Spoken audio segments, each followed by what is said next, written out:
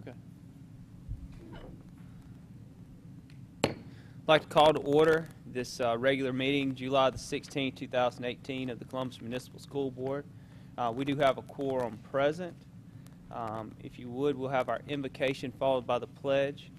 I'll lead our invocation, so if you would, please bow with me. Our Father, thank you so much for all the things you continue to do in this community, for us individually, and for this school district. Lord, we just ask you continue to work with us in the ways that only you know how to do. Lord, we just thank you for all the many blessings you continue to bestow upon us. And Lord, we just thank you for all the things that challenge us in our daily lives to help us learn the lessons we need to learn.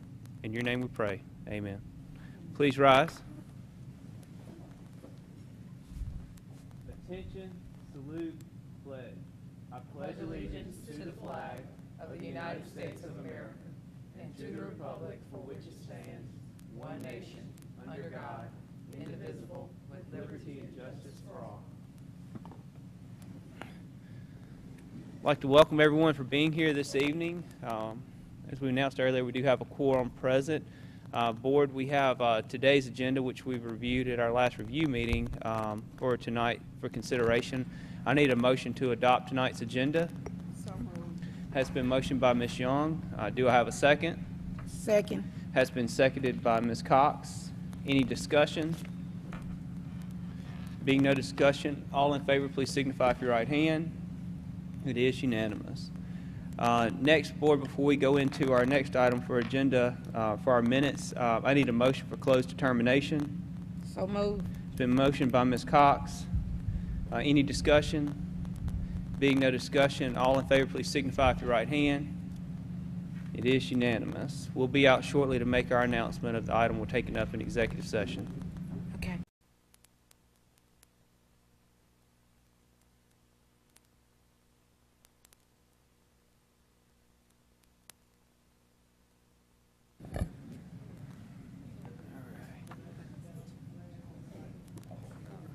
Perfect. Okay. All right, we're back in regular session. We went into closed determination with Ms. Cox making the motion. It was a 4-0 vote to take up the one job performance of district employee in executive session. The one item, Mr. Sparks made the motion, Ms. Cox made the second. It was a 5-0 vote.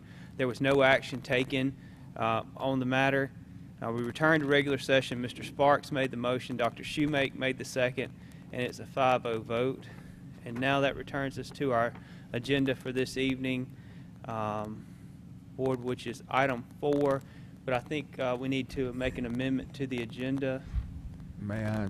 Yes, Mr. Dunn. What I think it would be, you would someone needs to make a motion to amend the agenda to make item Roman number 4, closed determination, 5, executive session, 6, return to open session, and then 7 will be what was Roman number 4. Everything gets renumbered. Okay, so Board, do I have a motion to amend the agenda to renumber? Okay, it's been motioned by Ms. Cox. Do I have a second? Second. Has been seconded by Ms. Young. Any discussion? Being no discussion, all in favor, please signify with your right hand. It is unanimous. Next, we go to item 7, which is the school board minutes and information. We have 4A, 1 through 5, which are our regular session school board minutes for June 1, June 6, June 11, June 12, and June 20th. Board, I need a motion to approve the minutes. So moved. Has been motioned by Ms. Cox, seconded by Mr. Sparks. Any discussion? Being no discussion, all in favor, please signify with your right hand. It is unanimous. Next, we go to trustee travel and discussion. Board, we had any travel? I know we have meetings next week that we'll report on in August. Okay. Next, we go to item 7C, which is discussion of the GBREB policy for the staff incentives for the upcoming school year for improving scores throughout the district.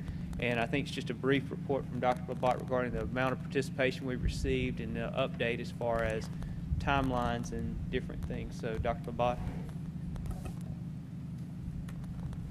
We're currently at We currently have an 85% return rate on the the amendment to the contracts for district-wide.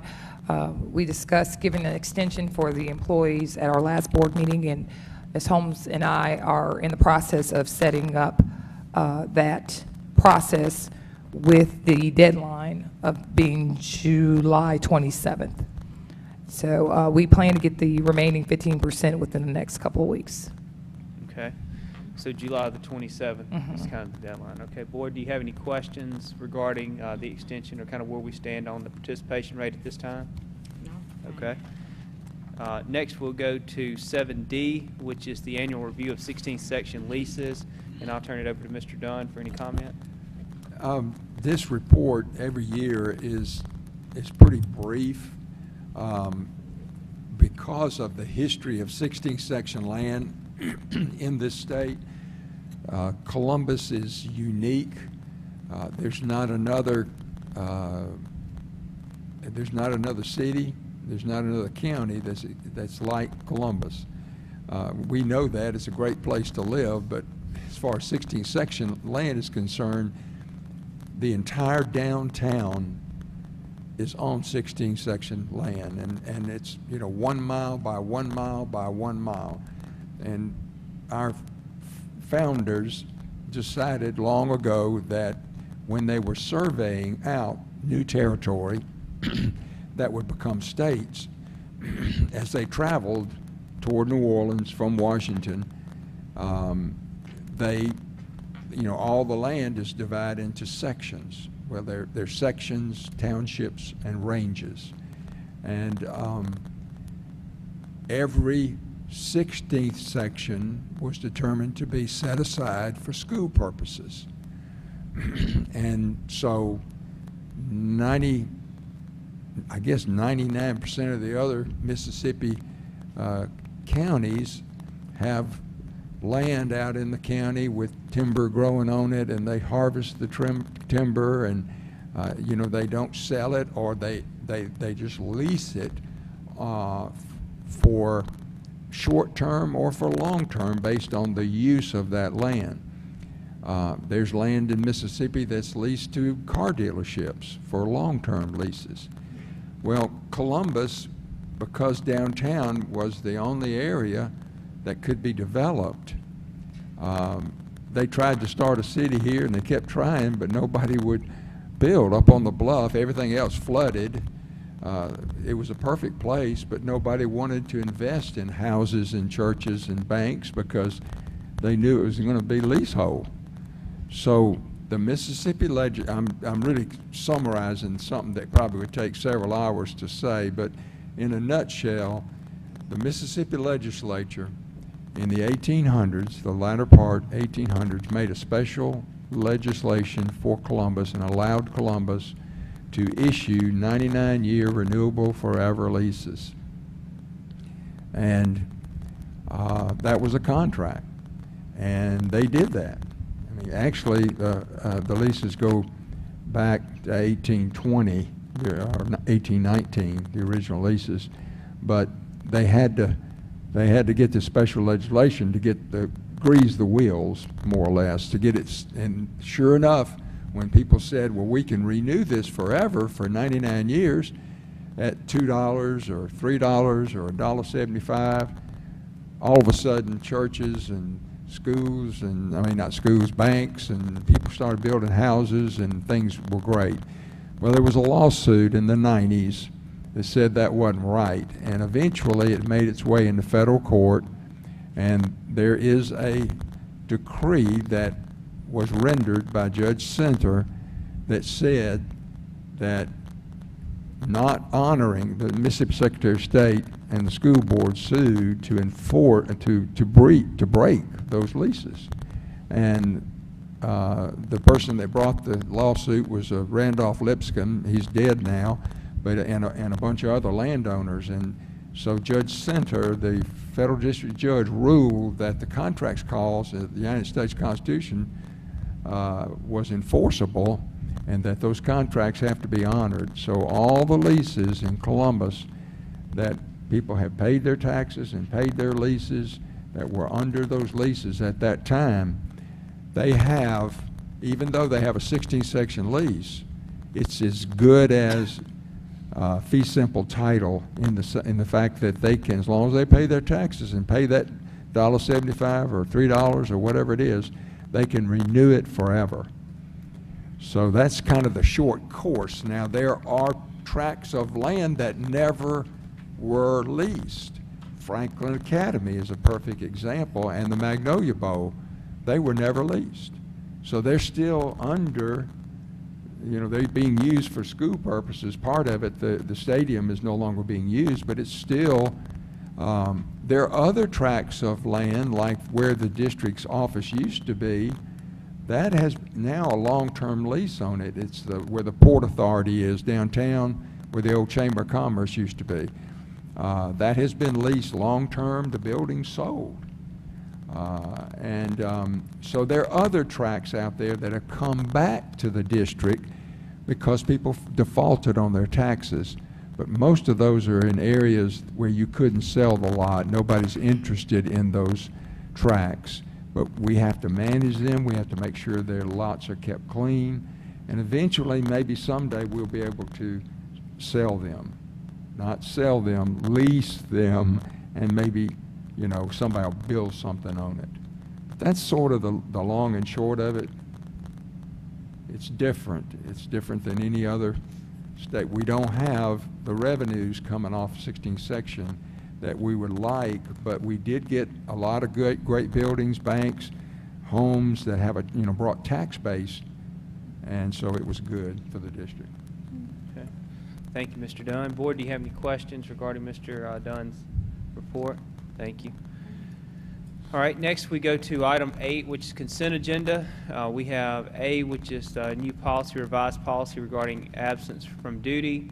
Then we have 8B, dates to remember academic dates. B2 is the athletic dates. B3 is our upcoming board meetings that we have scheduled. C, student transfers. D is the Columbus cheerleaders going to cheer camp. Then we have CMSD rental, school facility rental fees. F is the use of the practice field rental fees. G, extracurricular activity prices. H is the 2018-19 extracurricular activity schedule. Volleyball schedule is H. I is the 2018-19 turnarounds, bus turnarounds. And then J is the consideration to approve donation from American Fidelity to the Business Office Professional Development Day. So, Board, I need a motion to approve the consent agenda. So moved. Has been motioned by Ms. Young. Do I have a second?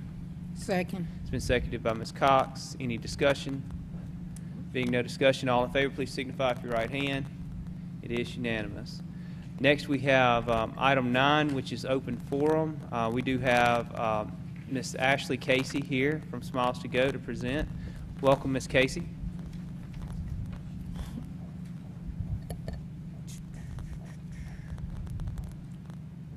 Good evening. Thank y'all for allowing me to come tonight and present to y'all. I know there's quite a few new faces on the board, so I just wanted to take a few minutes and introduce myself and the program that we have. The name of our program is called Smiles to Go. We are a mobile dental company that goes into the schools and we complete preventative dental care. So that includes cleanings, exams, sealants, fluoride, and then we also do referrals to any for any urgent kids that need to be seen. We currently are in about 34 school districts within Mississippi, a little over 300 schools that we serve. And I wrote down on the handout that I have for y'all, we did not treat the school district last year, but the prior year of school year 16 and 17, we saw 730 students. We did a little less than 1,000 sealants were placed, and 477 cleanings were done to the students. So I just kind of wanted to give y'all a little overcap of that. One of the things whenever I was preparing for this presentation, I've presented many times in the past to the school board, and normally I've always had a sense of dread in presenting. But today is a new day, and I wanted to share that with each one of you. The last time that we were here, we had some conflict with a local dentist in our actual mobile dental program. So I wanted to kind of update y'all on that. Several months ago, I had asked Dr. Curtis and his daughter, Dr. Katie Wyndham, to out to lunch to sit down so we could talk. And it was a fantastic meeting. In fact, we laughed, we cried. It was one of those things that I wish would have happened quite a while prior to it. But while we were sitting there talking, I think one of the most important things that happened was they needed to be able to see my heart, and I needed to be able to see their heart, because I know probably a decade ago there was a mobile company from out of state that had come in and really did some damage to a lot of different families and just kind of lost a lot of trust in people. And that has been one of the hardest things to come behind, is a company that was not in it for the right reasons. And then on the flip side, whenever I was talking with Dr. Curtis, he's written so many articles about the importance of school-based sealant programs. And so my heart was kind of like, you know, why are we fighting? And we were actually able to sit down for several hours and talk. And one of the things that I had told him that I was really struggling with was still those urgent children that are zero dental insurance. I said, I'm struggling with trying to get them help. And I said that we had created a dental scholarship that in the hopes of if we could pay a local dentist to actually treat the children, that we would pay that money directly to the dentist and not the parents. And at that time, that's when Dr. Curtis spoke up and he said, Ashley, stop your scholarships. He said, if you can get the children to my door, then I will treat them and I will not turn any of them away. And so I just broke down because I said, that's, you know, I've been looking for somebody like that. And it was so overwhelming, and it was such a wonderful day to have. So whenever I come here to present today, it is, I wasn't in dread, and I was excited about getting the opportunity to speak to y'all.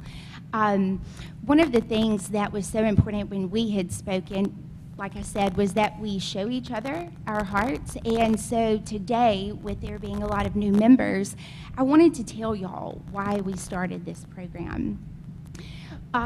Number one, it is to serve, that we are giving special talents and resources, and so we want to reach out and help our fellow neighbors, community members, any way that we can. We want to help serve them. Number two was we're very passionate about the calling that we've received, and even though it's not always been an easy one, you know, we look at those challenges as opportunities to help. And the third part was that we want to encourage. If it's one child that we treat and see that we can be a shining light or we can offer some encouragement to, then that's worth it for us.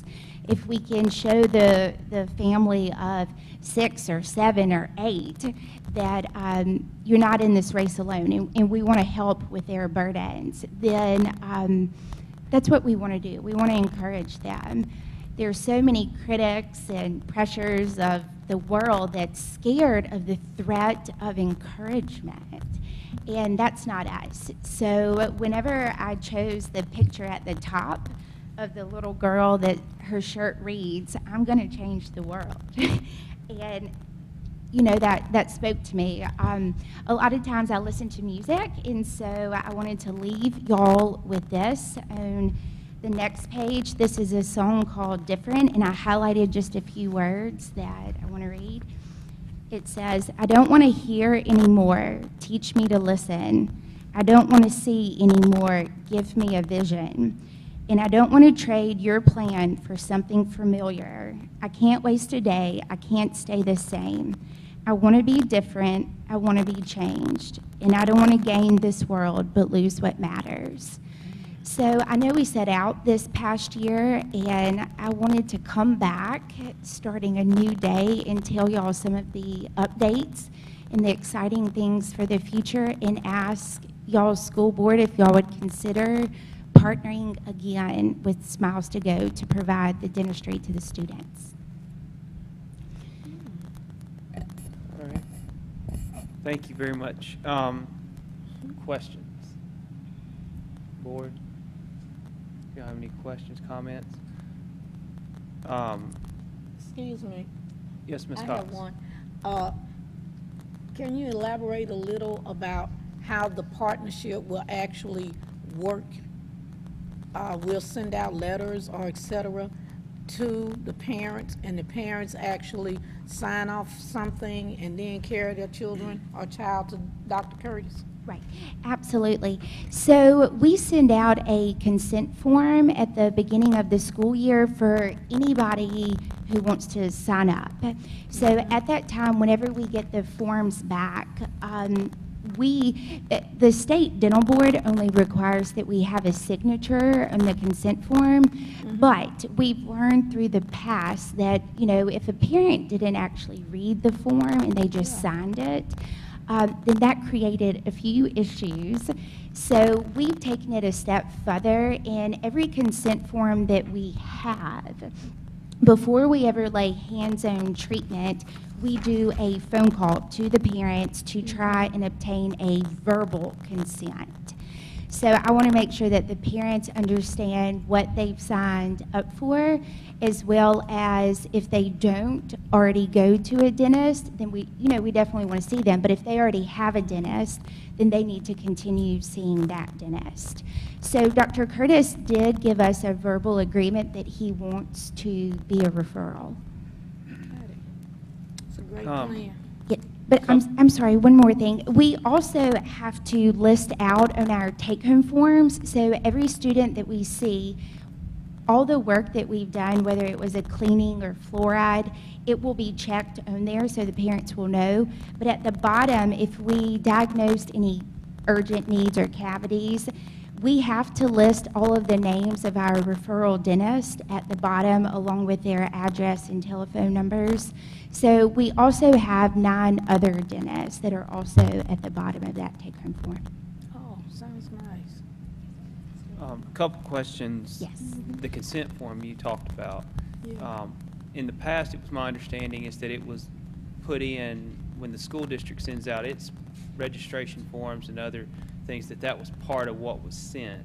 And it wasn't necessarily, I mean, I know it may have read on there that this is for Smiles to Go. Are you going to continue that same system, or will it be separately from what the school is sending to parents to complete? We really leave that up to the school district. We're flexible with it. One of the things that we've noticed in the past, if you send it out at just a random time in the school year, your participation is very low. We normally do include it in the registration because the parents are in the mind frame of reading and filling out the forms. But in the event, like I stated earlier, where they don't maybe read the form in its entirety, we've gone to the backup of calling just to make sure. Okay. And as far as school date, you know, I mean, how it's coordinated, is that based off of when the school is saying, okay, well, we're in instruction time, this period, and this is what we've got going on, or is it coordinated based off of when you have availability to be in our district? Right. So depending on the number of consents that are returned, we will then call the principal and kind of look at their calendar to see, make sure there's no big programs or anything that we don't want to distract from. And then also, especially in the upper grades, anything that is considered a core curriculum, we don't want to pull them out of there. So we try and work with whether the school nurse or the secretary about the times in the classes that is best to pull them out of. Okay. Board, Dr. Abbott, do you have any comments? We just wanted to make sure it wouldn't impede on instructional time and that the coordination is done with the principals, preferably during physical education or during elective, even in the lower grades. Yes, yes. All right, and I think this obviously would be up to you, Dr. Labat, meeting with her before. I mean, the board can't give anything unless it's recommended, so that would be for you to speak with the provider. Is that correct, Mr. Dunn? I mean, we can't hear just up or down on it. It needs to come as a recommendation Right. from superintendent, and once the superintendent recommends, you can do, Okay. you can act. Okay, so we speak to Dr. Labat, and thank you very much for being here and presenting tonight. Yes. Great job. Thank Thank you. Very good, thank you. Next, board on tonight's agenda, we will go to, which I believe, if I keep my numbering correct, this will be item number 10, which is Office of Business Management. We have our monthly financials, consideration to approve the monthly financial statement for fund balance, cash balance, budget status report. 2 is going to be monthly revenue budget report, monthly expenditure budget report, and then certification and summary of reconciled bank statements. So board, I need a motion to approve the financials for the district. So moved. Been motioned by Mr. Sparks. Do I have a second? Second by Second. Dr. Shoemake. Any discussion? Being no discussion, all in favor, please signify with your right hand. It is unanimous. Now we'll go to item 5, which is the monthly ad valorem tax collection. Board, is there any questions regarding the monthly ad valorem tax collection? Is the money still coming in? Check still clearing? Okay. All right. Then we go to athletic events report. Any questions about the athletic events report? And then all of our big football games are here this year, correct? All right. Then we go to consideration to approve fixed asset disposal. I need a motion to approve. So move. It's been motioned by Ms. Cox. I'll make the Yes. second. Discussion. There is several items on this report I'd like to ask, or does anyone else have any questions about the report first? Okay. Several items listed here is, when we look at page, let me make sure I've got my, page 3 of the report. Listed here is several different items from the maintenance shop. And Dr. Labat, would you like, or you want to report to us regarding the recent burglary at the? Yes, I'm going to defer to Mr. Shannon to discuss the recent burglary. And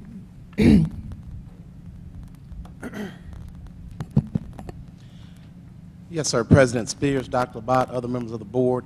We would like to give you more information on the burglary that happened at the maintenance shop on June 4th, 2018.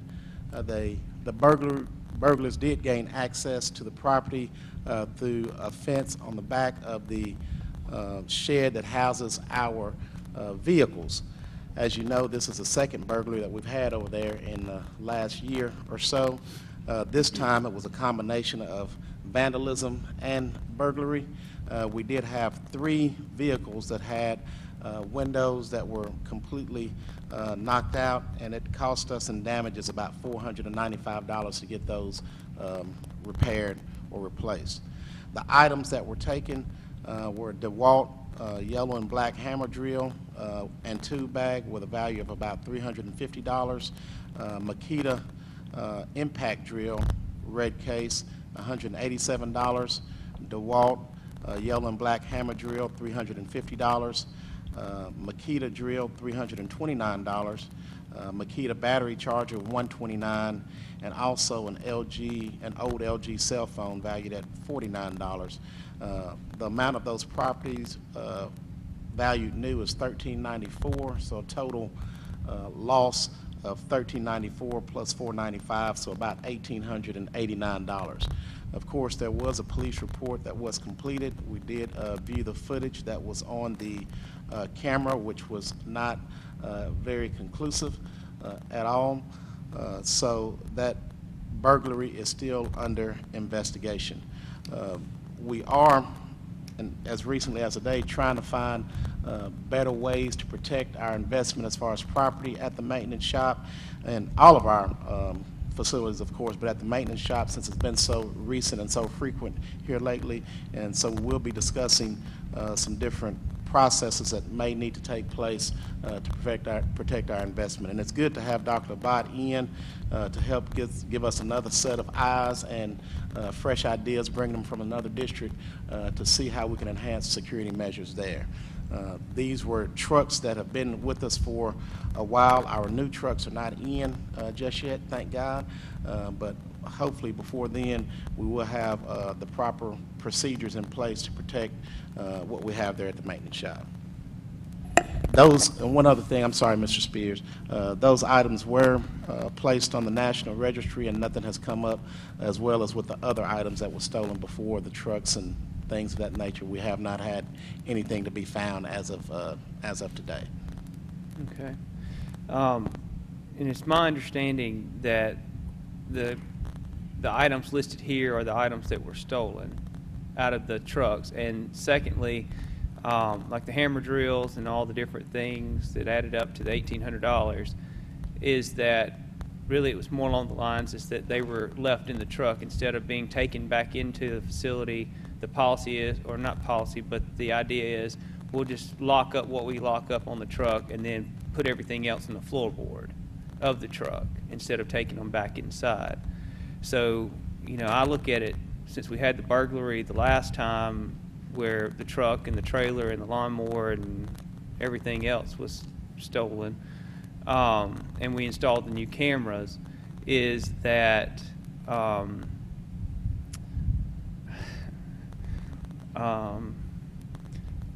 as far as, shame on me for not asking these questions the last time, but I'm going to ask them this time. So we installed new cameras, and you said they evaded the cameras. Whoever it was saw the cameras and they didn't get caught by them. So that tells me we didn't have enough cameras, or we didn't have the correct envelope of coverage of the cameras, or whoever knew where the cameras were knew where the cameras were. So so here's the first thing is, when we locked, did we rekey everything after the last burglary?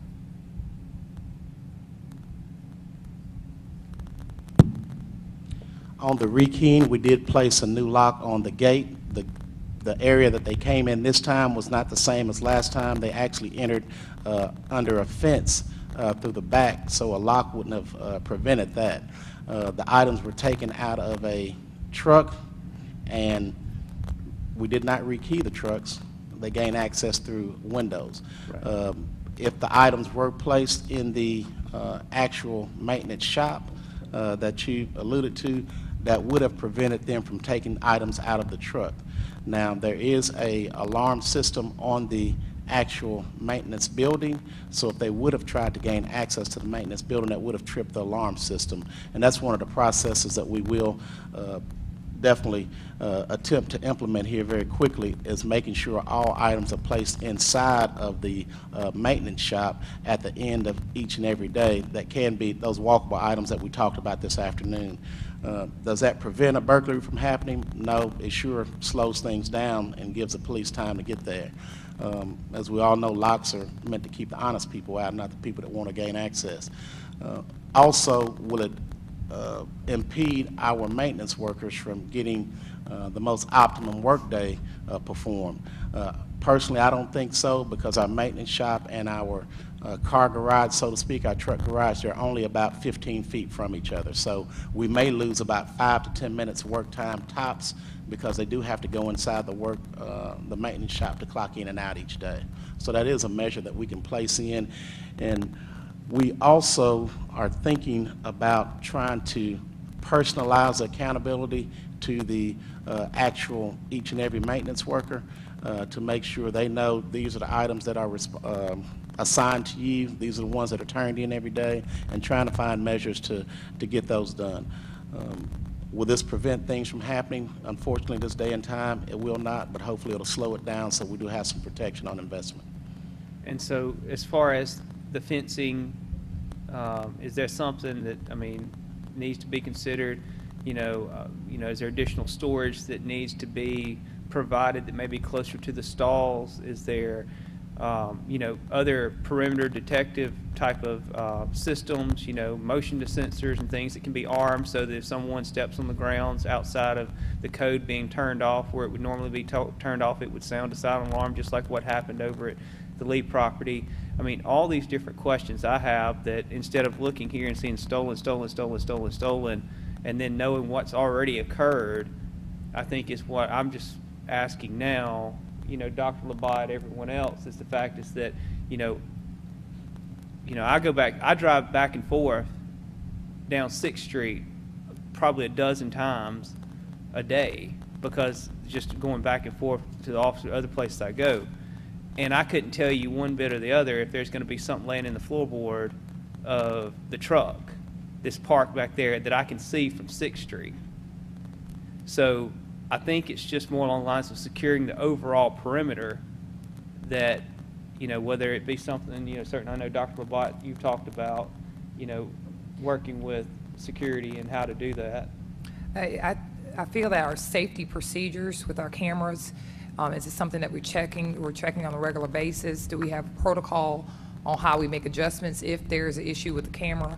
I've been in instances with situations that when an event occurred that that particular camera wasn't working, but we created a system that we were checking cameras consistently to make sure that they were working. And then the access to cameras. Who has access to cameras? Who's aware of where cameras are facing, what location? It's almost like having a security code for the building, but everybody has a security code. And I'm not one to talk because I have a couple people's security code here from starting, but those are kind of safety parameters we need to make sure that we have a protocol for. And I think bringing the chief in on that situation to make sure that this doesn't happen a third time.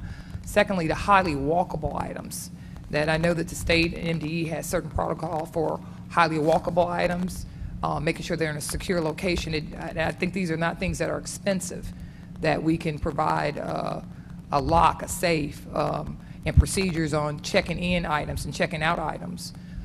You know, iPads and things that are at schools, you know, we looked at things that were lost and missing on the report. You know, when they're in school, there's different, but this is in a primary adult location with employees that are trusted in the district. And so, you know, taking a drill, an additional 15 feet to make sure that it's locked and safe is just what we have to do in order to prevent this happening a third time. Also, some personal accountability with fixed assets. I know I've talked to Ms. Holmes about it being a full-time job in a district this size of being accountable for all the fixed assets in the district. It's something that I think may need to be discussed, primarily just because we just need to make people more accountable for the walkable equipment in their buildings, and for situations like this. You know, if you leave it on the floorboard, if you know that fixed asset item is associated to you, I think you'll be more likely to lock it up if you are accountable for that individual drill, that individual phone, that individual impact driver, or radio. So I think there needs to be some individual accountability, and maybe we can work out some logistic with Ms. Holmes to ensure that we just have a little bit more individual accountability, not only in maintenance, but at the school level with the highly walkable items, with all items. So Ms. Holmes, I'll get with you about safety procedures, fixed assets, and accountability as it relates to this issue. My other question is dealing with a different location, and the only defining difference I can see is the difference between a police report and not having a police report. If you look at sale, which is on page 5 of 10, and you see there's computer HP ProBooks 1, 2, 3, 4, 5, 6, 7 that were purchased in January of 15 that are being disclosed as lost missing. And, I mean, how do you determine what's stolen and what's lost missing? I mean, if it's not there, it's not there, and you have to assume that it's not coming back unless you know who had it and you can get it back from them. So, Dr. Labat, I mean, is there somebody you can direct as far as answering that aspect of it? I'll give that question to Ms. Holmes to answer that question.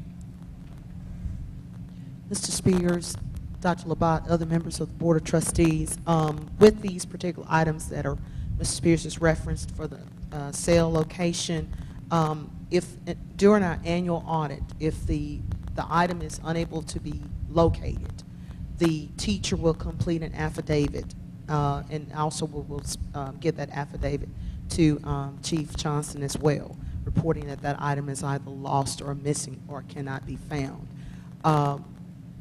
That's after they've done supposedly a thorough search of the building for that item. And one of the things that I can say that we have discussed with Dr. Labat and with some of my other staff, that one process that I've seen implemented at my former district is the personal accountability, assigning those items to create a policy that will hold those individuals personally accountable for those items that are lost or missing in their possession, and make the accountability more personalized. And I think that will help reduce the number of lost or missing items that we see coming before the board for disposal approval. Okay. So, I mean, as far as, you know, and it just really sticks out to me because all these particular ones were purchased on the same day at the same location, and they're unaccounted for. I mean, even the two, let's see, 3 iPads that are listed down there purchased on the same day, you know, in August of 15. And, you know, that hasn't been that long ago, school year purchase ago. And so if you fill out an affidavit, I assume it's different than if you go and say it's stolen. Or am I misunderstanding that part? Oh, no. No. Okay, so so I guess it's really more along the lines of a system aspect of when this is ordered, it's inventoried, and then it's issued. And then at the end of the school year, I would assume it would be audited to see that it's returned. Mm-hmm. And at that particular time. So that's not the system we're utilizing currently? When you say returned, no, sir, they're not returned. They retain possession of the item at the school location in a certain room that that item is assigned to. They don't return them back to central office or anything No, like that. no, and let me clarify. I understand that point. But does someone at the end of the school year actually physically go and check to see that that particular item is there and has been returned to that location at that campus? Yes, we do go out and physically verify.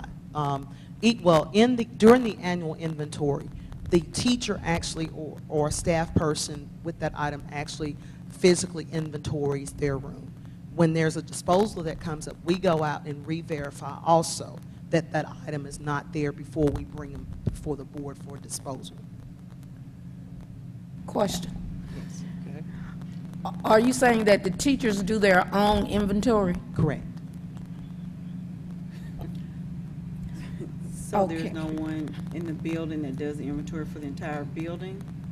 It's based on the principal. Some principals are responsible for the inventory for their own buildings. They have fixed asset coordinators.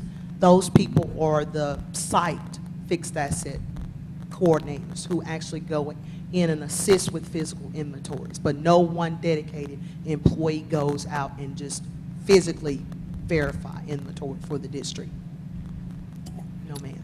I feel that that's how we have things coming up missing. Usually, fixed assets is managed from central office overall. But then at each department, they have their own fixed assets, each department. And it's whatever is purchased is assigned to said persons. And those persons are responsible for those items of equipment or whatever it may be, right? Likewise, in each school, the principals are responsible for the equipments that come into their schools. when you have teachers that are in and out, transit, resigning early and whatever, you're gonna have these types of things to happen. I'm a little hoarse, excuse me. You're gonna have this happening if you don't have a system set up, whereas you are checking it, and you're checking it at a time during that particular school year while that person is still on contract, while everyone is still on contract, and you know you have your items there. And if they say it was stolen, they're responsible for it. Likewise, what you just said. Or we'll continue to have these types of things, because with laptops, you have to replace them every 3-4 years anyway. You can't afford to buy a laptop for someone to carry on to another district with them, or home.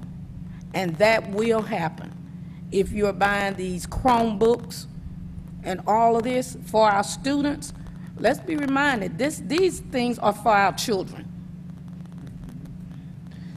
And to take that statement a little bit more is that most, I know on all Apple devices, they have a safeguard, locate my unit, whatever it is. Is it standard procedure on any of these types of, or maybe there's a program that can be outside of just that particular one, that we're able to know at the time of issue, this cannot be disengaged? I mean, because, I mean, if it's something to where we can't find it, I mean, I hate to use this very oversimplified example, but I can go push a button on a thing at my phone, it shows me where the remote is, because my kids lose it all the time.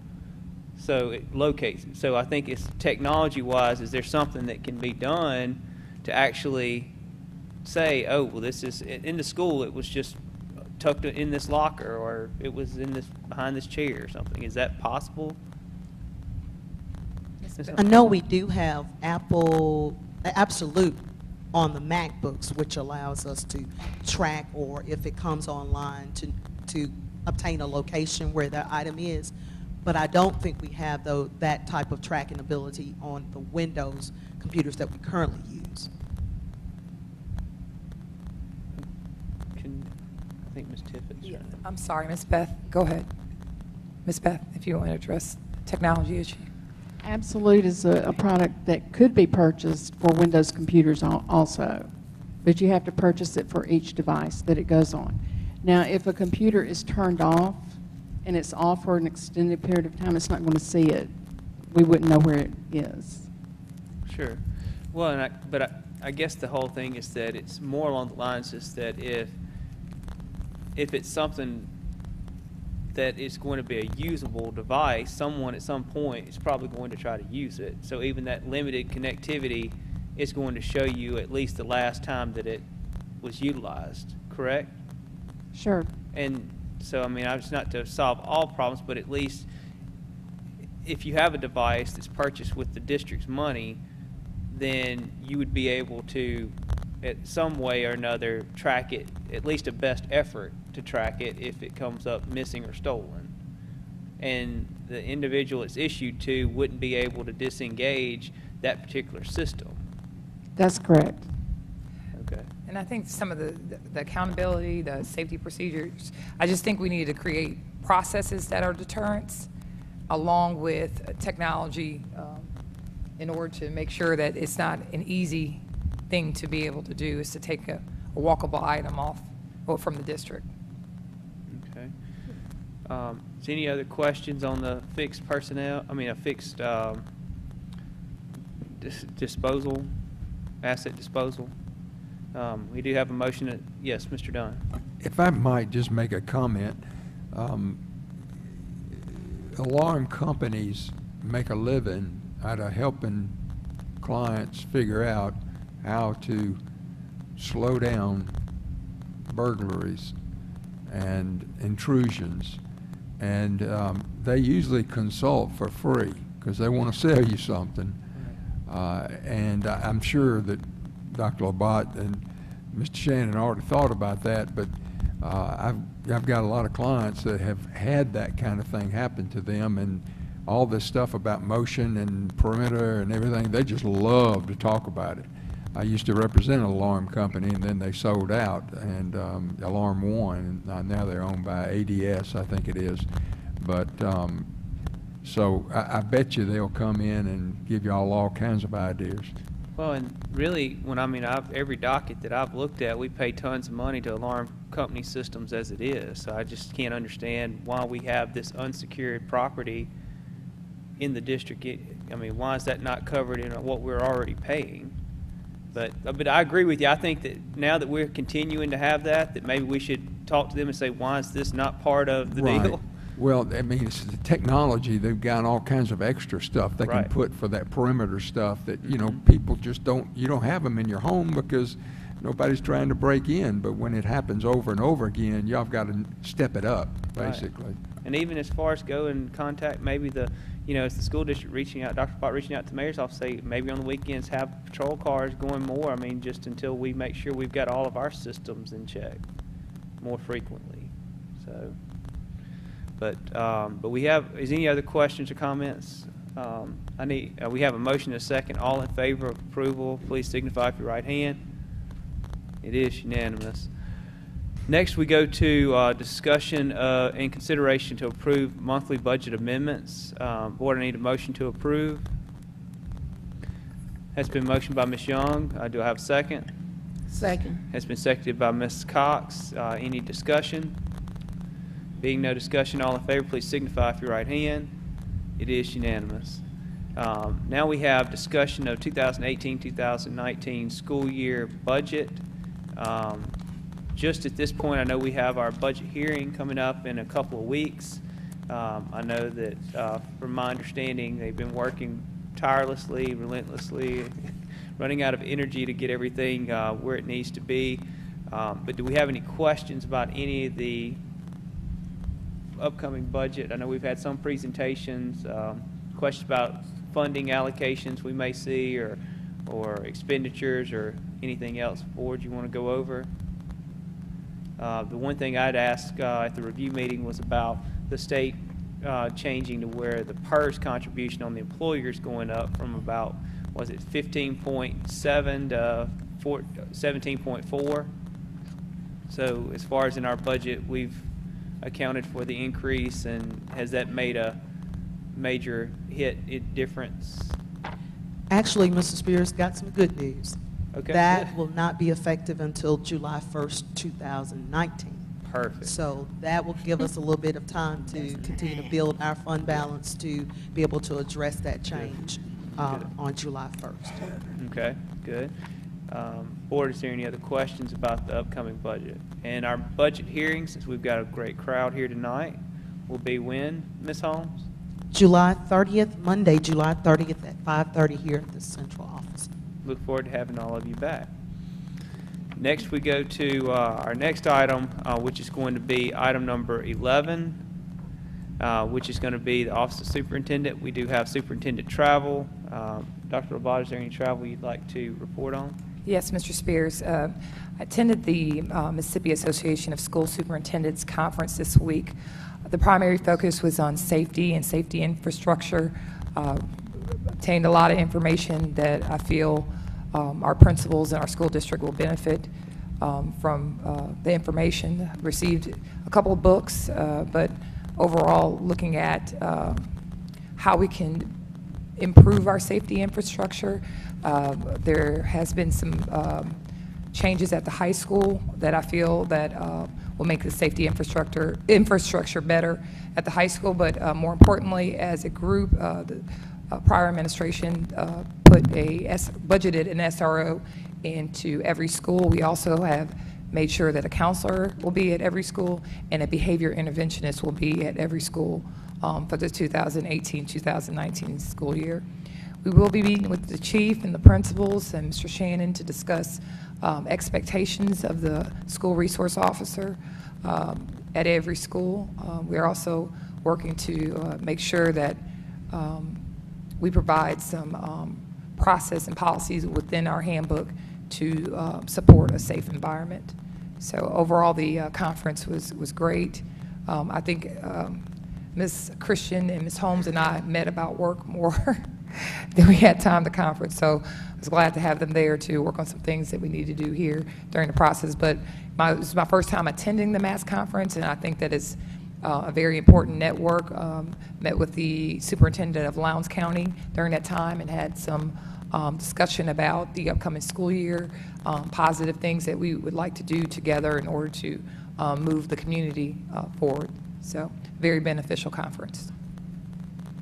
Thank you very much. Dr. Labat, Board, do you have any questions or anything for Dr. Labat on travel? Okay. Next, we'll go to 2, which is the burglary of the maintenance shop. Dr. Labat, I know we talked about some of it, but certainly anything additional. Mr. Shannon, please. I apologize, Mr. Spears, Dr. Labat. I didn't see that at that portion of the agenda. I've given my report. If you have any questions that you'd like to ask, I'll be more than happy to try to answer those. All right. Boards, any additional questions regarding it? All right. Thank you very much for your report, Mr. Shannon. All right. Next, we go to superintendent recommendations. We have consideration to release from CMSD employment contract. First, release from contract, Anthony Carlisle. Dr. Labat, what is your recommendation? My recommendation is to release Mr. Carlisle. Okay. Board, I need a motion to approve the recommendation to release. So move. Has been motioned by Mr. Sparks, seconded by Ms. Cox. Any discussion? Being no discussion, all in favor, please signify with your right hand. It is unanimous. Do you have discussion? Yes, I'm sorry. I just wanted to say that it was an asset to have Mr. Carlisle as a basketball coach for the Columbus Municipal School District. He will be missed. He's 33 years old with 6 basketball championships, and he has dreams and aspirations, and we can't hold him back from moving forward. He'll be dearly missed. We attended his ring ceremony today, and the impact that he's made on our students and our community will be missed, and we wish him all the best. I want to thank Mr. Garrett and Mr. Shannon for their support with him in past year. I hadn't had the fortune to work with him outside the last couple of weeks, but I wish him all the best. The district wishes him all the best, and I enjoyed meeting him this morning in a more formal manner, and he's going to do great things. We'll be happy that his career, the path that he came through here and assisted us as a community to win a championship and to be a part of the Columbus Municipal School District family. So we wish him well. Thank you very much, Dr. Labat. Next, we go to release from contract Christopher Harlow. Dr. Labat, what is your recommendation? My recommendation is to release this employee. Okay. Board, we have our recommendation to release Christopher Harlow. I need a motion to approve. So moved. Has been motioned by Ms. Young, seconded by Dr. Shoemake. Any discussion? Being no discussion, all in favor, please signify with your right hand. It is unanimous. Next, we have release from contract request, Michael Kelly. What is your recommendation, Dr. Labat? My recommendation is to release Mr. Kelly. Okay, the recommendation to the board is to release Mr. Kelly from contracts. The board, I need a motion to approve. So moved. It's been motioned by Mr. Sparks. I'll make the second. Any discussion? Question, Yes, ma'am. and this may go back. Do we have suitable replacements?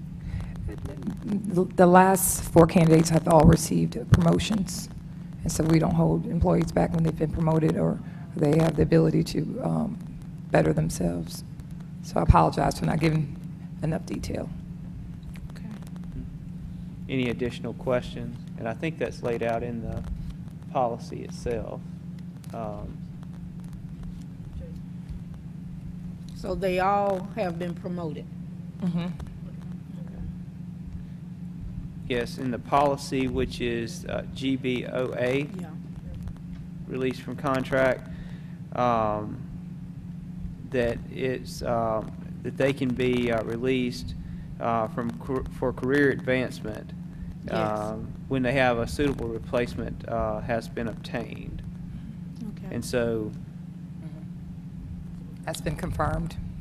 Okay. They I have was just suitable confirming that they have promotions. right. Mm-hmm. Okay. And so I think Michael Kelly is going to be the next head football coach at Caledonia. Yeah, I'm reading it. if I remember That's correct. Okay. So do we have any other questions regarding Mr. Kelly? Okay. Being no other questions, all in favor, please signify with your right hand. It is unanimous. Next, we have contract release Garth Moss. Dr. LaBotte, what is your recommendation? Our recommendation is to release this employee.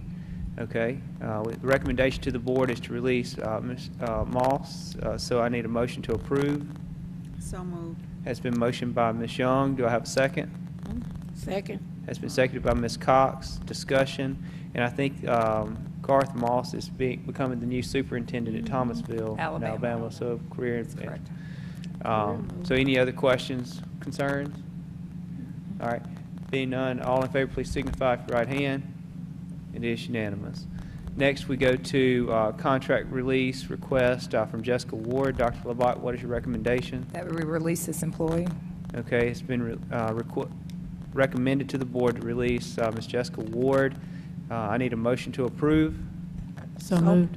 Has been motioned by Dr. Shoemake, seconded by Ms. Cox. Yes. Any discussion? Being no discussion, all in favor, please signify with your right hand. It is unanimous. Next, we go to staff, consideration to approve staff personnel items. Board, I need a motion to approve staff personnel. So moved. Has been motioned by Ms. Young. I'll make the second. Any discussion? Discussion. Yes, Ms. Cox. I see we have behavior interventionists, and you've mentioned that several times. So we will have a behavior interventionist at each school site, okay? And they will be assigned to the counselors or who? They will be assigned to the principal. To the principals? Yeah. What are some of their duties specifically? Primarily at the elementary school, they will act as monitors for in-school detention. They've outlined in the handbook some character requirements, a way of them dealing with issues prior to being sent to an isolated area. And so we'll have those particulars at the end of the month. We made some handbook amendments, but wanted to make sure we received some more input from principals before we brought it for board approval. So that'll be outlined in the handbook. All right. All right, I'll wait and see. Thank you. All right. So we have a motion and a second. Any more discussion? All in favor, please signify with your right hand. It is unanimous. Next, we go to a new report that I've added, which is consideration to approve additional contract work addendums to contracts. And just the reason I have taken the opportunity to adjust the way that we as a board see this information is that instead of it being just stuck in the middle of our in between all the recommendations for resignations, for reassignments, whatever it may be on the staff personnel, and then kind of in between where we may see salary scales and other supporting documents for the staff personnel, is to pull that information out, make it its own separate report, so that if there's any questions regarding that specific item of additional contract work, it can be asked at that particular time. And so, does anyone have any questions about why this is a new report we'll see going forward? Okay. So I need a motion to approve the additional contract work. So So moved. moved. That's been motioned by Ms. Cox, seconded by, what's your name down there, Mr. Sparks? All right, discussion. And Dr. LaBotte, if you would like to kind of clarify a little bit about the specific additional contract work listed here for consideration. We are beginning the process of selecting our new core curriculum, K-8, and this training will provide professional development for teachers at each grade level to be able to implement that new core curriculum in ELA and math. So it's just preparation for the new school year for our teachers to get training for August 1st. And the second part of, separating it out is so that if there's multiple items for different events, for different teachers, different personnel, whatever it may be, is that we can understand better as to why we're paying them additional amounts outside the scope of what we feel, to understand it's encompassed in their job duties and their, and their pay, the contract that they receive. So with that part We have a motion and a second. All in favor of approval, please signify with your right hand. It is unanimous. Next, we go to consideration to approve 2018-19 supplements for additional duties. Board, I need a motion to approve the supplements. So moved. It's been motioned by Dr. Shoemake. I'll make the second. Discussion. Okay, being no discussion, all in favor, please signify with your right hand. It is unanimous. Now we'll go to consideration to approve the Kirkland Group proposal for services. Board, I need a motion to approve. It's been motioned by Ms. Young. I'll make the second. Any discussion? Being no discussion, all in favor, please signify with your right hand. It is unanimous. All right. Now we go to 6, which is consideration to approve dual enrollment credit articulation agreement between CMSD and East Mississippi Community College. Board, I need a motion to approve. So moved. It's been motioned by Dr. Shoemake. Do I have a second? Second. Seconded by Ms. Young. Any discussion? Being no discussion, all in favor, please signify with your right hand. It is unanimous. Next, we go to consideration to approve dual enrollment credit articulation agreement between CMSD and the Mississippi University for Women. Board, I need a motion to approve. So moved. Has been motioned by Ms. Young. Do I have a second? Second. Has been seconded by Dr. Shoemake. Any discussion? Being no discussion, all in favor, please signify with your right hand. It is unanimous. Now we go to 8, which is consideration to approve cooperative agreement between Columbus Municipal School District and University of Wyoming Division of Communication Disorders. And I think this also is something that is special education. No, it's not special education. It will fall under Ms. Lenore. She's not here Okay. today, but it is a contract to help us with communication disorders. Gotcha. Okay. So, Board, I need a motion to approve. So moved. It's been motioned by Mr. Sparks. I'll make the second. Any discussion? Yeah, I just had a quick question. Since they're in Wyoming, how does this work? I don't have the details of Okay. Ms. Lenore's out, but I can get that to you this week. All right. And so, Question. yes. I'm not clear with this. Mhm. I think I asked a question during a Review. meeting prior, and I wanted some clarification as to how this agreement is going to work. Right. So, at this time, I'd like to motion that we table this I agree. until we find more information pertaining to it. Okay. Well, basically, I would need to, we'll need to take the motion in a second because we have an active motion out. Yeah. And so then and we on could top of motion- that, I just want to remind y'all Right. that when you make a motion to table, because our Right.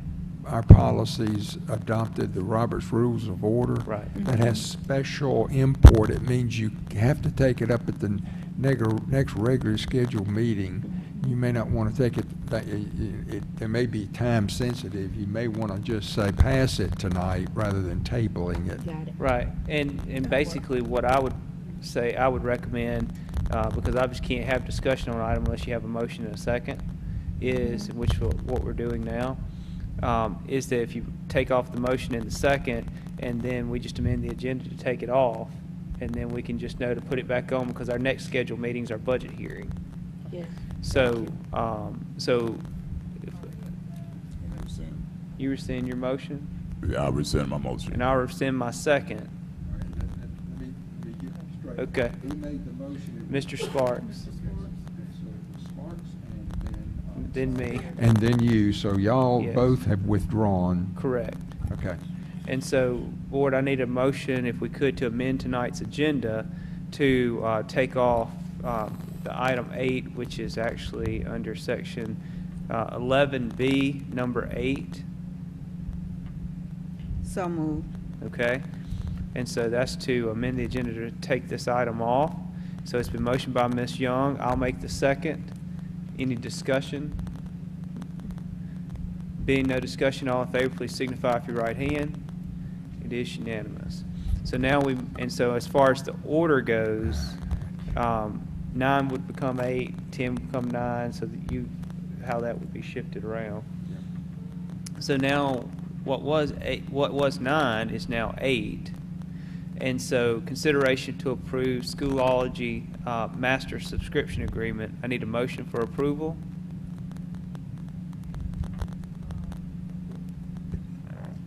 So moved. Okay, it's been motioned by Dr. Shoemake. I'll make the second. Discussion. Does anyone have any discussion? Okay. All in favor, please signify with your right hand. It is unanimous. Next, we go to number 9, which is 10, and we have consideration to approve CMSD agreements with ICS, Project Head Start. And if it's okay with the board, Mr. Dunn, let me just ask for what is now 9A, B, and C. Can all of those be approved with one motion? Yes, sir. Okay, so board, is it okay with you that we take all these as one motion? Okay, so I need a motion to approve the agreements between CMSD and ICS Project Head Start. So moved. It's been motioned by Mr. Sparks. Do I have a second? Second. It's been seconded by Ms. Cox. Any discussion? Being no discussion, all in favor, please signify with your right hand. It is unanimous. Now we go to item 10, which is consideration to approve CMSD 2018-19 crisis management plans. And board, if we could, we'll take all of those as one motion for all the different locations. So I need a motion to approve. So moved. That's been motioned by Ms. Young. Do I have a second? I'll make Second. this. All right, Ms. Cox will make the second. Any discussion? Being no discussion, all in favor, please signify with your right hand. It is unanimous. Now we go to consideration to approve TE 21 agreement. Board, I need a motion to approve. So moved. It's been motioned by Ms. Young. I'll make the second. Discussion. And Dr. Labat, if you'd like to share a little bit of the details regarding the TE 21 terms and conditions. All right. TE21 program will be the item bank and test assessment at the high school. We are working on the K-8 bid right now for our core curriculum, but this will act as assistant as far as assessment is concerned at the high school. Okay. Is there any other questions or anything, comments? All right, so we have a motion and a second. All in favor, please signify with your right hand. It is unanimous. Now we go to item 12, which is consideration to approve Renaissance agreement. Board, I need a motion to approve. So moved. It's been motioned by Ms. Young, Second. seconded by Dr. Shoemake. Any discussion? Being no discussion, all in favor, please signify with your right hand. It is unanimous. Next, we have what would be 14-15, was 13-14, homeless procedures for 2018-19, 2018-19 foster care procedures. And if we could take both of those as one motion, so I need a motion to approve. So moved. That's been motioned by Mr. Sparks. Do I have a second? Second. That's been seconded by Ms. Young. Any discussion? Being no discussion, all in favor, please signify with your right hand. It is unanimous. Now we go to the consideration to approve event contract between Columbus High School basketball and King Cotton Holiday Classic. I need a motion to approve. Has been motioned by Ms. Cox. I'll make the second. Any discussion? Being no discussion, all in favor, please signify with your right hand. It is unanimous. Now we go to 16, which is consideration to approve broadcast of CMSD varsity football games with 91.1. So I need a motion to approve. So moved. It's been motioned by Dr. Shoemake. Do I have a second? I'll make the second. Any discussion? Being no discussion, all in favor, please signify with your right hand. It is unanimous.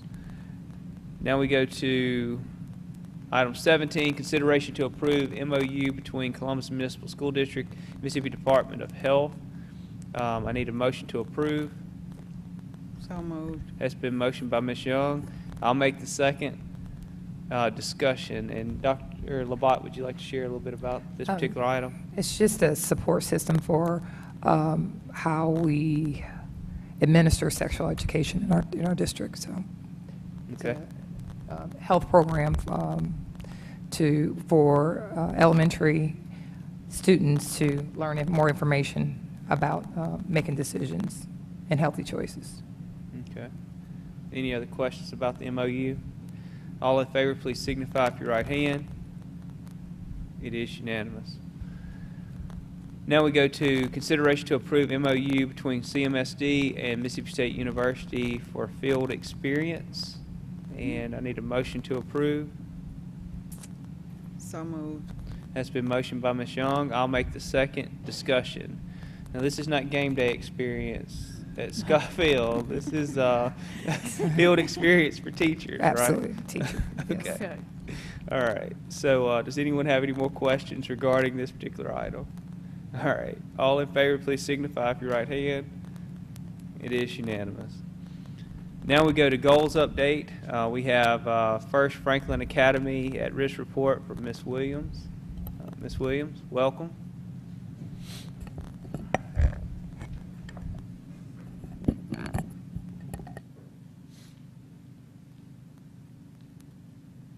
Thank you, Mr. Spears, school board members, Dr. Labat. Again, I am before you this month to provide the monthly board update for Franklin Academy for the month of July, because we were identified as a school at risk from the MDE for the 17-18 school year based on those accountability results. Because this is the summer, I don't have a lot of information, but I did want to provide you with our progress towards our action plan goals. When it comes to leadership, from my last update in June, I am working towards scheduling my goal of 2 school leadership team meetings. I mentioned to you, I think it was in April or May, that the goal at that time was 1, because we were starting out with the school leadership team, but with the direction from my site coach, she wanted me to increase that to 2 meetings per month, so that is what I'm currently scheduling at this time, starting for the month of August with the school leadership team. I am still currently working on recruiting teachers. I should say teacher. I do have 1 vacancy at this point that I'm working on filling prior to the beginning of school. For curriculum and instruction, with the direction from Dr. Labat, we were instructed to create a school literacy plan for the school, and that's just a way to make sure we have in writing a plan for literacy instruction so that everybody in the school is on the same page and there is no doubt or question about where we're going when it comes to school literacy. And that is one of our focuses for the school year, is to increase school-wide literacy and a love for reading with all of our students, pre-K through 5. Professional development, I did just return on Sunday night from 2 very important professional learning opportunities for myself. So I want to say thank you for having that opportunity to attend the National Association for Elementary School Principals, as well as the Jostens Renaissance National Conference. With NAESP, I did attend several sessions. I geared the sessions that I attended on improving school culture, school literacy, as well as instructional leadership sessions, and those were very valuable. I will take that information back to my school leadership team, and we will implement several of the suggestions that I received from those sessions. Jostens Renaissance National Conference was a conference that focused on improving school culture and climate. That was very, very valuable. Learned a lot of important ideas on how to recognize students, mainly for academics. A lot of times we just do honor roll recognition when it comes to academics, AR goals, those type things, but they gave a lot of, I guess, out-of-the-box type thinking suggestions for recognizing students for academic achievement. I did have, I think it was 4 teachers that attended a science training opportunity last month, and did receive a lot of feedback from those teachers because the science standards are changing for this school year, so that was a valuable experience for those teachers. Also, Leader in Me, an update with that, we have scheduled our first Leader in Me training for all staff members. That will be on August 2nd for all Franklin Academy staff members. Climate and safety goal. I just mentioned about student recognition. I will be working with the school leadership team on those ideas that I did receive from those conferences and just looking for out-of-the-box thinking for recognizing our students. Also looking at implementing some different clubs for our boys and girls during the school day, because we don't want to just focus on academics. We also want to work on educating the whole child, so that means looking at some clubs and some opportunities for those students during the school day. When it comes to assessment, I am currently working on analyzing our MAP Spring 2018 scores that we received from MDE at the end of June. So I'm looking at that information, identifying those areas that we showed growth and improvement, but also looking at those students that didn't quite meet their growth requirements and looking at setting an instructional plan for how to address those students that didn't meet their targets as well as those that did.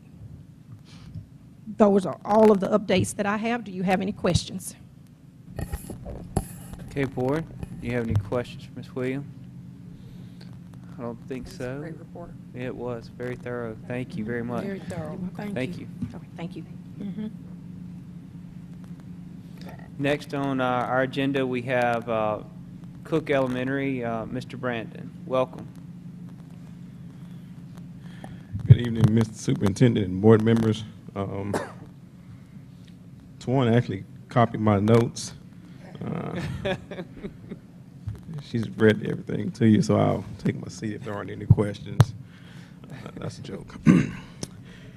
I'm here for the same reason. We have been identified as a school at risk, and so with mandates from MDE, I too have to follow suit with some of the same implementations of efforts to improve the achievement at Joe Cook Elementary School. So with that said, I'll address some of the indicators. As always, you should have the same packet in front of you. But as it comes to indicator 1.1 of establishing a sense of urgency, I have received the results for our assessments. I'll be meeting with the school leadership team as we return to work. Some of those individuals are out as they are not back on contract yet, so I've not had the opportunity to meet with the entire team. I have met with my assistant principal, and we've discussed some of their preliminary results. I won't get into the specifics of that. Indicator 1.4 discusses the education agency as well as the active leadership teams. Our leadership team is in place, and some of those members will be present on the 23rd to again receive some training as it involves our new core curriculum being implemented. Moving on to the indicator of 2.2, and stop me at any time if you have any questions. In terms of aligning professional development to our evaluation systems, I too had the privilege of attending the NASP conference. I also attended the Millsaps Principal Institute. Both of those were enjoyable experiences. Our teachers have been, let me rephrase it, a select group of teachers attended some science training in the county, and that's not identified here, but they attended that training as well. I did not provide the Johnston's Renaissance in that particular indicator, as the school culture is indicated in mine's in a different section there. 4.1 asks that we continue to monitor and teachers evaluate the effectiveness of our curriculum.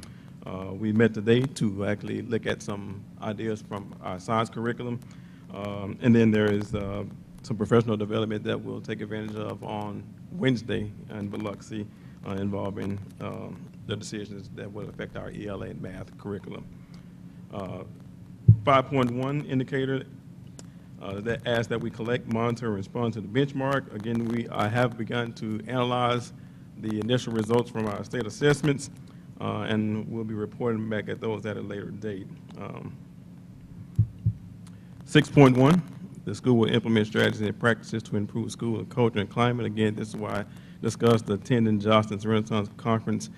Dr. Labat, I will ask respectfully that you give us a little bit more heads up next time as to how we should dress and prepare. I was not prepared for a rock concert. I think my age kind of precluded me from being an active participant in that. But the conference was very enjoyable. Did leave there with quite a few ideas. She bragged about that, and rightfully so. So we looked to implement some of the ideas from that. Indicator 7.1 asks that the school and teachers engage families and communities about the children's learning and providing opportunities for input. Of course, any parent will get the opportunity to provide input at our school registration, which will take place on the 19th and 20th of this week. And our P16, our next meeting is to be announced. I have spoken with the point person on that, but he has not nailed down a date at which he'd like to solidify for his next meeting. Indicator 8.1 speaks to the idea of recruiting, screening, and selecting external providers, and I do not have anything new to report on at that moment. And finally, our schools aligned allocation of resources to school improvement goals. I do have one SPED vacancy to report at this time. The first grade resignation that has been filled, and I do have a behavior interventionist vacancy currently. These are all the findings of my report. I'll take on any questions, so long as they're not about improvement at Joe Cook. All right. Board, do you have any questions for Mr. Brandon? All right. I only have a couple questions. One, the 3 positions listed under 8.2, are those the only 3 openings that you're trying to fill before the school year? Yes, sir. 2. Okay. 2. Oh, 2. Well, that's great. Yeah. That's great. That's really great. And did you cut a rug even though you didn't have the apparel to? I did listen. All right. Well, good. They kept texting. They had a good time. We had a All good right, time. good. Yeah, All good right. time. So, board, do you have any other questions or comments for Mr. Brandon? Great job. Thank you very much. Thank you. All right. Next, we have our at-risk report from Columbus Middle School, Ms. Billy Smith. Welcome.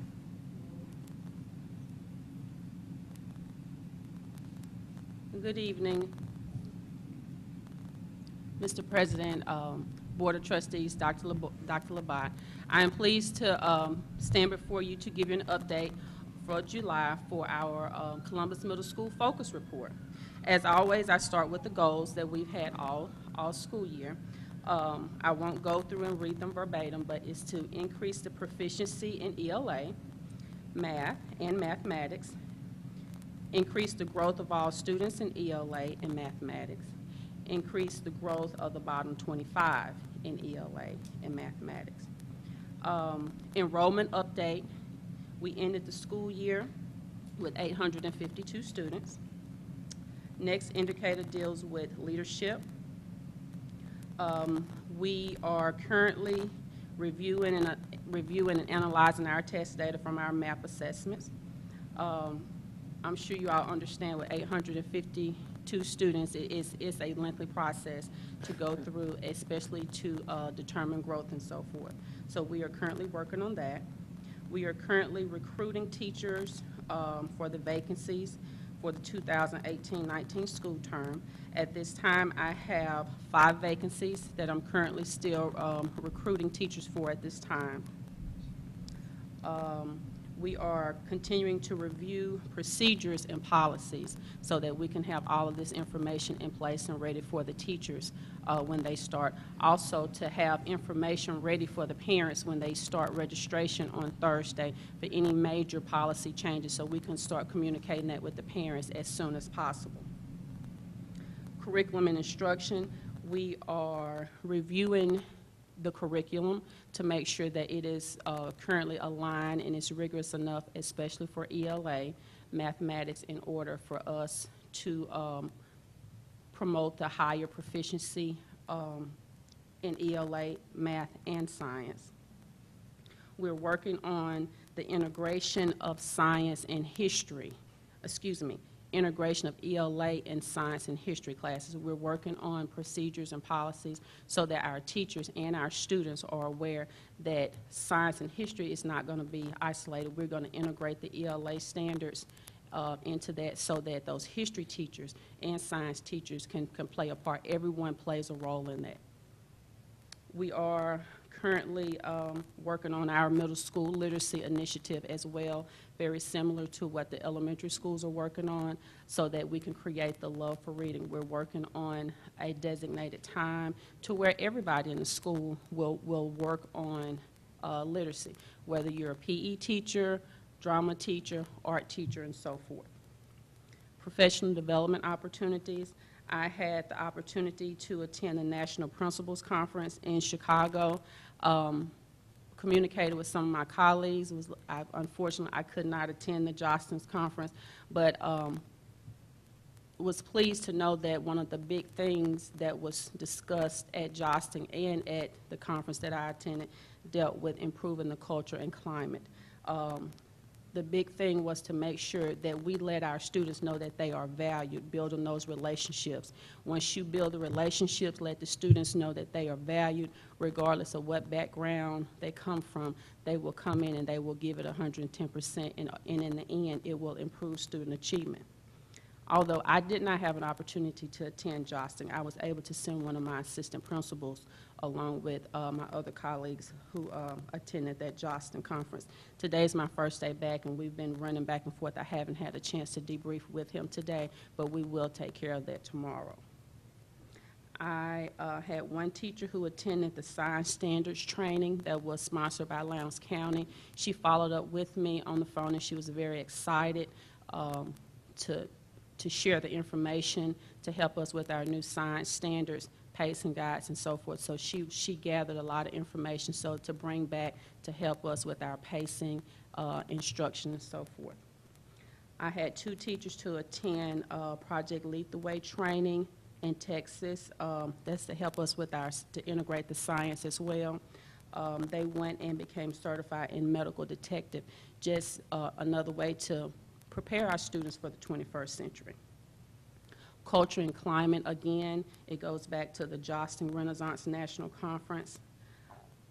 Family and community engagement. We are currently working on a mentorship program to target our male and female students. This project is not complete yet, but it is in the works, and it's to create a partnership with our community. We have a group of people in our community who want to come in and help us with our students. So we are currently working on that at this time. I've had the pleasure of having an awesome MDE coach. We have been in constant communication from, I think we made first communication mid-January, 1st of February. So although she hasn't had a chance to come and visit with me, we are able to communicate via email or on the phone, and if she have any suggestions or recommendations, she send those to me. I follow up on them. If I have any questions, I can communicate with her. So we are in constant communication so that she can provide that constant feedback to help us improve. New allocations. Since last month, we received notification from MDE that there's an increase of our school improvement funds for Columbus Middle School, and we are working to have those funds allocated. It's not a huge amount. It's a little bit over $1,000, but that is an increase from last month. Do you have any questions? All right, board, any comments or questions for Ms. Smith? Just a real quick comment. I'm absolutely delighted the focus to put ELA, to not stovepipe it, but to wrap it in to the rest of the curriculum. Thank you. And we'll be doing that district-wide, ELA and science integration with literacy. That's perfect. Ms. Cox? Quick question. You do a excellent presentation every time. You said you have 5 teachers that you are interviewing, 5 vacancies? Yes, ma'am. I'm not interviewing. There are vacancies. Okay. Are they any of the core area teachers that's needed? Reading, math, science? One of them is three of the positions are positions that I wrote into my school improvement project for the allocation that was allocated by MDE. It's a lead teacher and 2 interventionists to help us make sure that we give specific attention for those targeted students who need additional instruction. I have one teacher. She's still working working on her certification. She received a reciprocity from the state of Alabama, and it's a certification issue. I've been working very closely with Ms. Christian, our personnel director, and I feel confident that we're going to be able to take care of that, this certification issue for the one 6th grade ELA teacher. Yes, ma'am. And then there's a gifted teacher, gifted position. This position is shared with one of the elementary schools, and there is a,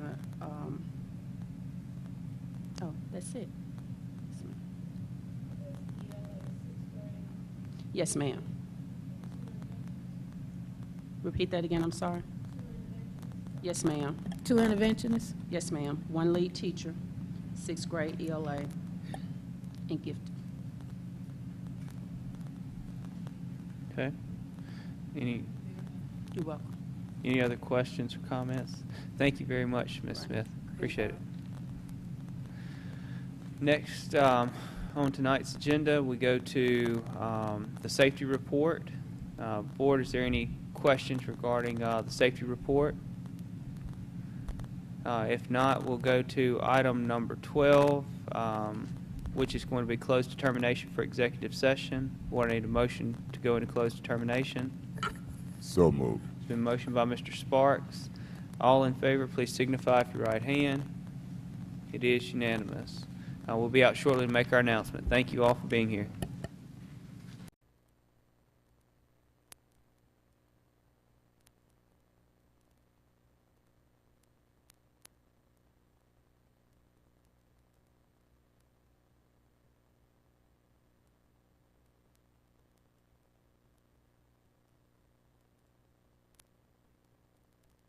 Regular session. Going into closed determination, Mr. Sparks made the motion. It was a 5-0 vote to go into closed determination. To take up the items in executive session, Mr. Sparks made the motion. Dr. Shoemake made the second. It was a 5-0 vote to take up the items announced to the public. Then we went into executive session with those items. We had 3 sets of executive session minutes. That Mr. Sparks made the motion, Dr. Shoemake made the second. It was a 5-0 vote. We had one item that was for personnel. We did not take any action. Then we had one item for real property. We did not take any action. And then to return to regular session, Dr. Shoemake made the motion. Ms. Cox made the second, and it was a 5-0 vote to go in, to come back into regular session, which puts us to our last agenda item, which is to adjourn. So, Board, I need a motion to adjourn. So moved. Been motioned by Mr. Sparks. Do I have a second? Second. Has been seconded by Ms. Young. Any discussion? Being no discussion, all in favor, please signify with your right hand. It is unanimous. We are adjourned.